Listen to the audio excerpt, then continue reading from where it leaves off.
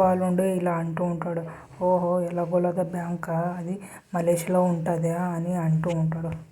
మనోజ్ ముఖం తిప్పుకుంటూ ఉంటాడు. అక్కడున్న రోహిణి ఉండి అలానే చూస్తూ ఉంటుంది. అక్కడున్న రవి ఉండి మీ నాన్న ఆస్తులన్నీ సీజ్ చేశారు కదా వదినా అని అంటూ ఉంటాడు. అక్కడున్న మీనా ఆలోచిస్తూ ఉంటుంది అక్కడ నుండి. అలా కాదు, మా నాన్న జైలుకి వెళ్ళే ముందరే 25 లక్షలు తీసి ఉంచాడంట అని అంటూ ఉంటాడు. అక్కడుండి శృతి ఉండి జైలుకి వెళ్తానండి ముందే తెలుసా అని అంటూ ఉంటుంది. అక్కడున్న రోహిణి నుండి ఒక్కసారి షాక్ అయిపోతుంది.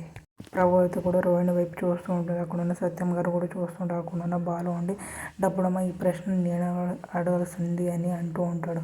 అక్కడున్న మనోజ్ ఉంది ఎందుకు అందరూ ఇలాంటి ప్రశ్న అడుగుతున్నారు అని అంటూ ఉంటాడు. అక్కడున్న రవి శృతి ఉండి ఒక్కసారి ఆశ్చర్యమైపోయి మనోజ్ వైపు చూస్తూ ఉంటారు.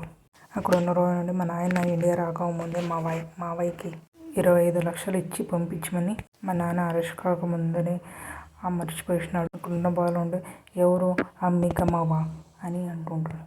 ఆయన అండర్ గ్రౌండ్లో ఉంటానని వెళ్ళాడు కదా, ఆయన ఎలా ఇచ్చాడో అని అంటుంటాడు. అక్కడున్న రోహిణి నుండి వాళ్ళ ఫ్రెండ్ దగ్గర నుంచి పంపించాడు అని అంటూ ఉంటుంది. బాలు ఉండి వాళ్ళ ఫ్రెండ్ అని అంటుంటాడు. అక్కడున్న ప్రభావతి ఉండి రై ఒక్కట రెండా 25 లక్షలు ప్రపంచంలో వాళ్ళ ఆయన తప్ప ఇంకెవరు పంపిస్తారు అని అంటూ ఉంటుంది. సత్యం దగ్గర ఇలా అంటుంటుంది నేను ఎప్పుడుగాని చెప్పాను రోహిణి తలుచుకుంటే కోర్టులో కుమ్మరిస్తానని చెప్పాను కదా అని. బాలుండి ఆ కోర్టులో మలేషియాలో సీజ్ చేసి పెట్టింది, దానికి ఎసురు పెట్టకు అని అంటుంటా. అక్కడున్న ప్రభావతి ఉండి నువ్వు నోరు మూయరా హక్కు పక్షి అని అంటుంటా. అక్కడున్న బాలు ఉండి చూస్తూ ఉంటాడు. అందుకత్తయ్య ప్రభావతి రోహిణి వైపు తిరిగి నీకు మావయ్యకి బట్టలు తెచ్చాను అత్తయ్య అని అంటూ ఉంటుంది రోహిణి. అక్కడున్న ప్రభావతి సంతోషపడుతూ ఉంటుంది. చూసారా విన్నారా అని అంటూ ఉంటుంది. అక్కడున్న బాలు ఉండి వింతగా చూస్తూ ఉంటాడు వాళ్ళ అమ్మని.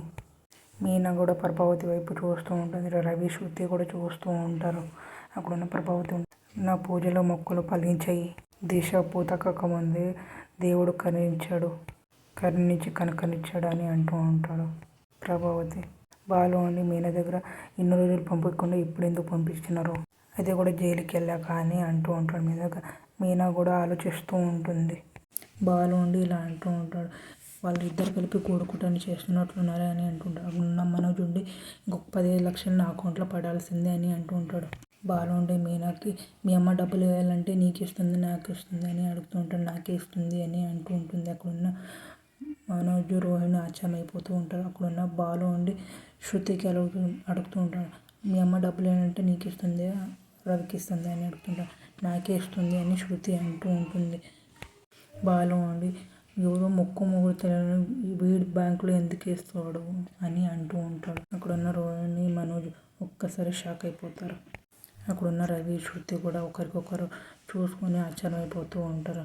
అక్కడున్న సత్యం గారు కూడా ఆశ్చర్యమైపోతాడు. ప్రభావతి ఉండి బాలు వైపు చూస్తూ ఉంటారు. అక్కడున్న బాలు ఉండి నువ్వు ముంగేసిన 40 లక్షలు కరెక్ట్గా ఎలా వస్తున్నాయి, నీ గర్ల్ ఫ్రెండ్కి నీ సౌందర్యం ఏంటి వెళ్ళట్లేదు కదా అని అంటుంటాడు. అక్కడున్న మీనా ఆలోచిస్తుంటా. అక్కడున్న రోహిణి షాక్ అయిపోతుంది. అక్కడున్న మనోజ్ కూడా ఆలోచిస్తూ ఉంటారు. మీకు ఇష్టమైతే లైక్ చేయండి, సబ్స్క్రైబ్ చేయండి, కామెంట్ చేయండి.